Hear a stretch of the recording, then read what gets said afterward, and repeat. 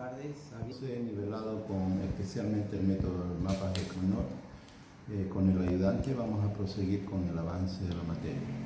Hoy día vamos a hacer un ejercicio de análisis circuital. Posteriormente vamos a hacer los pasos para diseño de circuitos. Primero, dada J sub 0 igual a 1, K sub 0 igual a Q sub 2, J sub 2 igual a Q sub 0, nos estamos inventando un ejercicio cualquiera,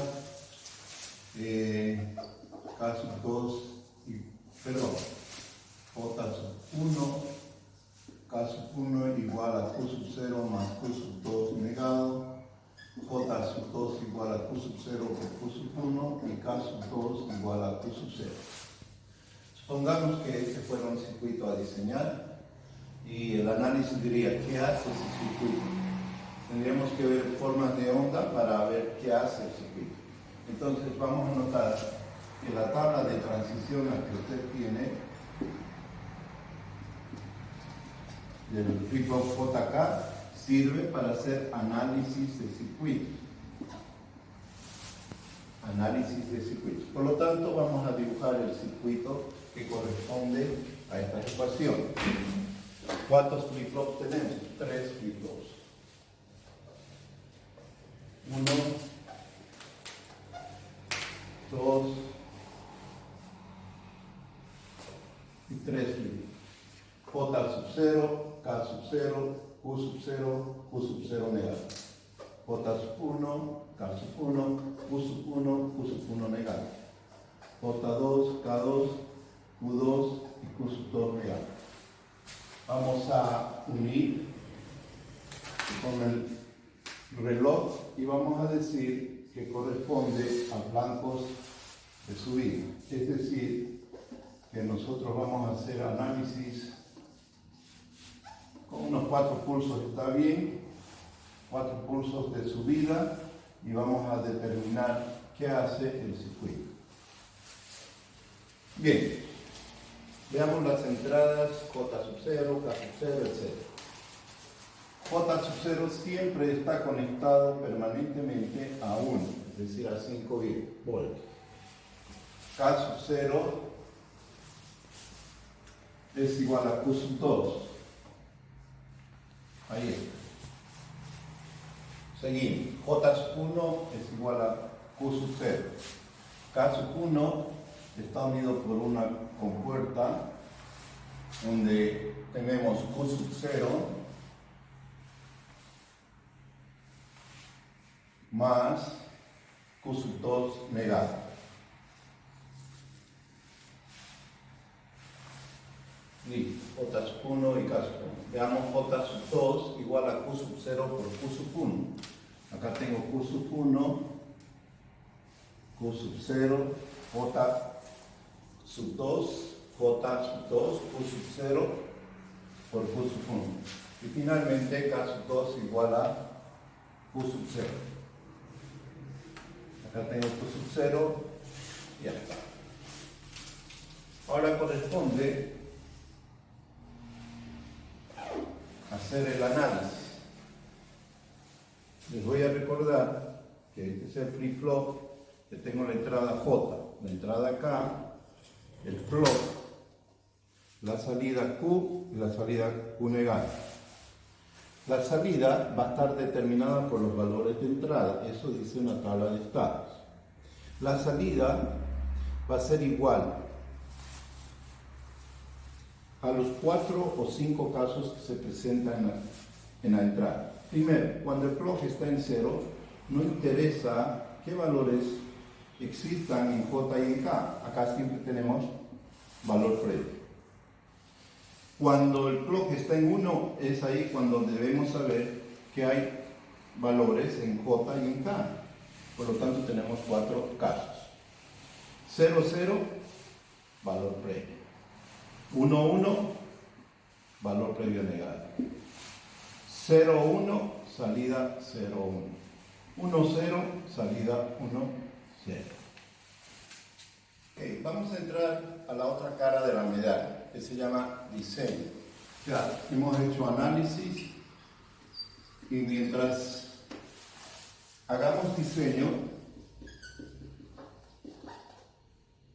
podemos posteriormente hacer análisis, es decir, hacemos el diseño de cualquier circuito y podemos llegar a comprobar si está funcionando. Eso se llama análisis. Ok, para hacer diseño, lo primero que vamos a proponer es diseñar contadores. Existe un registro dentro del microprocesador que se llama el contador. Es un registro de los 4 registros temporales que hay. Es decir, a saber, tenemos 4 registros en todo procesador: acumulador, base, contador y datos. Entonces, tenemos los 4 registros A, B, C, D. En cada procesador, en cada computador, siempre usted va a conocer o va a manejar estos 4 registros. Lo más que se puede conseguir es que los registros tengan mayor extensión, pero no hay más registros de los 4. Entonces veamos que el registro C como contador es muy importante. Es decir, no hay un programa, no hay un circuito electrónico que no considere dentro de su diseño un contador. ¿Okay? Es decir, el contador es tan importante, ya sea para contar líneas, procesos, etc., para hacer comparaciones, en fin. De hecho, con varios circuitos contadores podemos fabricar también o inventar otros circuitos. Por ejemplo, un reloj digital. Un reloj digital no es más que una sucesión de contadores. Un contador que cuente minutos dirá del 0 al 23. Un contador que cuente meses, días, en fin, tiene su límite. Es decir, el contador tiene 3 características. Primer característica: si nosotros conocemos claramente estas características, podemos, luego de 2 ejercicios, diseñar cualquier tipo de contador. Primer característica es el módulo. El módulo le identifica 2 cosas: el número máximo a contar, o sea, cuántos números se va a contar, y cuántos flip-flops se van a usar. Es decir, si yo le hago una pregunta, ¿usted puede contar? Sí, cuente. Entonces usted, si no me pregunta hasta cuánto, usted debería contar hasta el infinito. Entonces, para ello yo tengo que ser claro en decir módulo tanto. Por ejemplo, módulo 10 quiere decir que puede contar del 0 al 9. Módulo 7 del 0 al 6.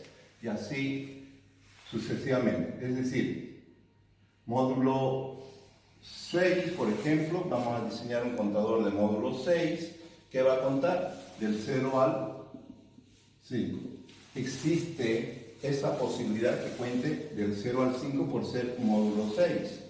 Sin embargo, acá puedo colocar internamente algunos filtros. Es decir, puedo decirle contar números pares, impares, ascendente, descendente, etc. Por lo pronto, en el primer paso, solo queremos identificar el tamaño del contador. Hasta cuánto podría contar para que usted considere allí el número de flip-flops que va a utilizar. Por ejemplo, un contador módulo 6 contaría del 0 al 5. ¿Cuántos flip-flops necesito? 3 flip-flops. Con 3 flip-flops cuento del 0 al 7. Con 4 del 0 al 15. Con 5 del 0 al 31. La progresión 2 a la n. 2. Segundo punto, el módulo. A saber, solo existen 2 modos. O es ascendente o es descendente. Entonces, antes de diseñar un contador, usted debe preguntar el tamaño para considerar cuántos flip-flops van a usarse, si es contador ascendente o descendente. Y el tercer paso, cuando nosotros queremos adicionar alguna regla especial en el contador. Es decir, ahora es oportunidad de decir contadores impares, pares, múltiplos de 2, de 3, de 4, una serie, de Fibonacci, etcétera, etcétera. Entonces, la regla le filtra algunos números, es decir, cuáles serán los números que se van a contar. Simplemente si digo números pares, del contador módulo 6, entonces va a contar el 2, el 4, nada más. ¿Ok? Entonces, vamos a hacer un ejemplo para entender justamente esto. Normalmente no hay reglas, eso quiere decir que el conteo se hace de uno en uno, si no hay una regla. La regla restringe algunos números y muestra los números que cumplen con la regla. Muy bien, entonces en la tabla de estados, dependiendo la cantidad de flip-flop, voy a tener la cantidad de mapas de Carnot. Entonces, por ejemplo, tengo Q sub 0, un flip-flop Q sub 0, por lo tanto debo tener dos entradas, J sub 0 y K sub 0, como incógnitas. Conozco el valor de las salidas. Este es el comportamiento para que tenga un contador del 0 al 5. ¿Qué tengo que buscar? Tengo que buscar los valores de entrada. Los valores de entrada que cumplen que la salida sea esta. De eso se trata en el diseño. Voy de atrás para adelante en lo que se refiere en comparación al análisis. Por lo tanto, debo utilizar una tabla de transiciones. Hoy solamente le voy a plantear el ejercicio y luego vamos a hacer tabla de transición de flip-flop JK y vamos a terminar el ejercicio, vamos a dibujar el circuito y si es posible, si ustedes posteriormente pudieran armar este circuito, como proyecto se puede aceptar el diseño de un segundero o de un minutero. ¿Okay? Muy bien, entonces, volviendo, tengo 3 flip-flops, por lo tanto, cada flip-flop tiene 2 incógnitas en sus entradas, por lo tanto tengo 6 incógnitas de 3 variables. Acá tengo 6 mapas de Carnot de 3 variables, donde Q sub 2 es la variable de mayor peso. Recuerden, este vale 1, este vale 2 y este vale 4. Porque este es el 5, 4 y 1, 5. Este es el 3, 2 y 1, 3. ¿No? Entonces, entro a mi mapa de Carnot y voy a trasladar esta tabla de estados a los mapas de Carnot. Voy a recomendar 2 pasos con mucha calma que ustedes deben hacer. Primero es que esta es ahora nuestra cancha. Usted puede tenerlo como ayuda a los mapas de Carnot de 2, de 3, de 4 variables, etc. y puede copiarlos.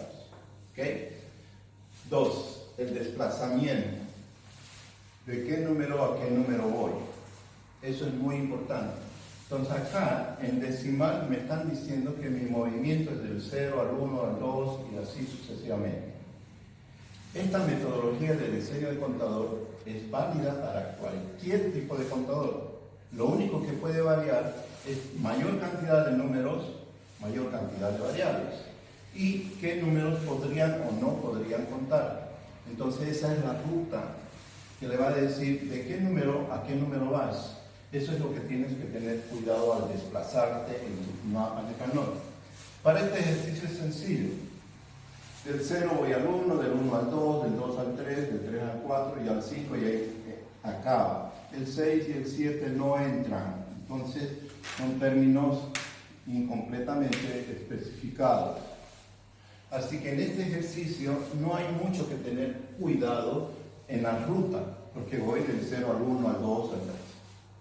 Ejemplo, si le dijeran números impares del 7 al 0 descendente, usted tendría que empezar en el 7.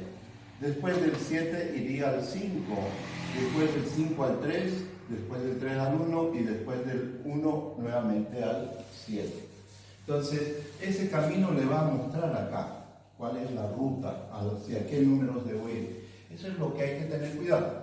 Y segundo, una tabla de transición alar.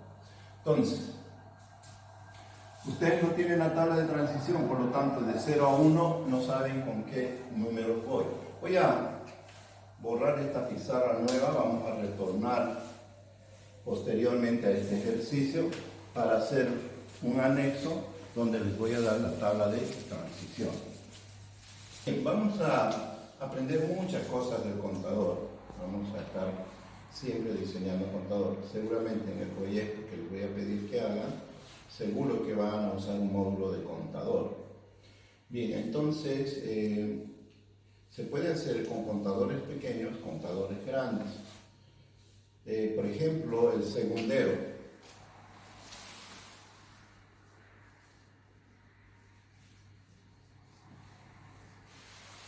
¿Qué tipo de contador tendríamos que usar para diseñar un segundero? Entonces usted seguro me va a decir un contador módulo 60, correcto. El contador módulo 60 contaría del 0 al 59, ¿no? O sea, 59, luego cambiaría a 1 minuto. Otra vez, 60 segundos, 2 minutos, y así sucesivamente. Con el diseño de un minutero también consideraría un contador módulo 60. El contador de horas del día solo sería del módulo 24, del 0 al 23, ascendente y de 1 en 1. Ok, entonces en el segundero vamos a considerar que más bien usamos 2 contadores. Este contador va a contar del 0 al 9, es decir, es un módulo 10. Y este contador va a contar del 0 al 5, es decir, módulo del 0 al 5, módulo 6, ¿no? Y lo vamos a sincronizar de tal manera que usted vea que fuera un solo contador. Entonces, este debe contar 10 veces más rápido que este. Es decir, este le va a dar un pulso, va a ser el reloj del anterior, para que cada vez que cuente un número, recién le dé orden para que este suba un número. Entonces, con 2 contadores, un módulo 10 y un módulo 6, diseño el segundero. Porque si no, tendríamos el siguiente problema. Diseñar un contador módulo 60, del 0 al 59, involucraría 6 flip-flops. Es un circuito bastante pesado, ¿no? Y entonces, los mapas de Carnot serían de 6 variables.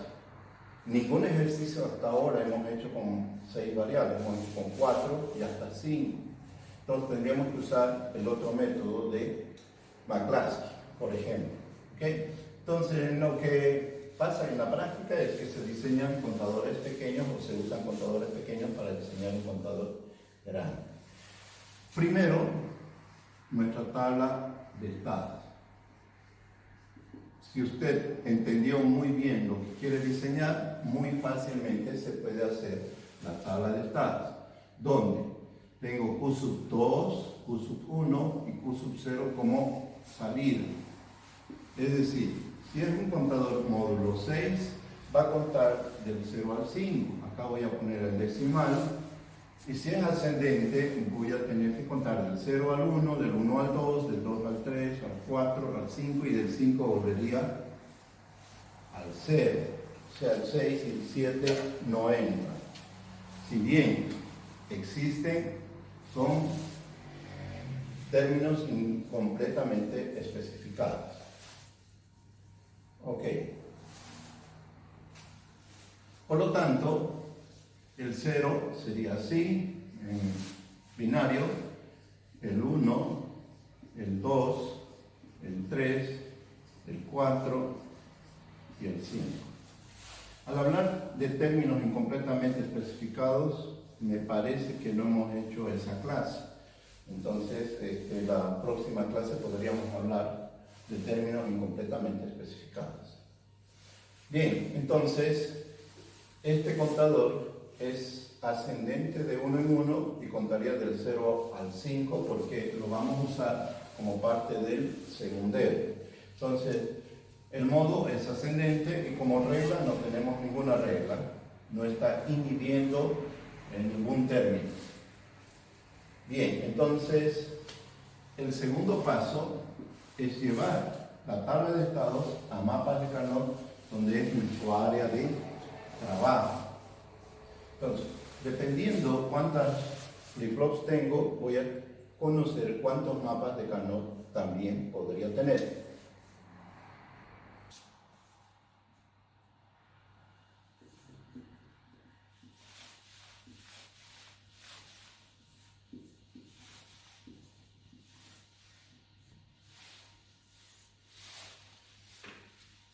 Bien, aunque ustedes podrían encontrar la tabla de transiciones en cualquier libro de un flip-flop tipo D o JK, perdón, es bueno saber de dónde viene, cómo se consigue la tabla de transición.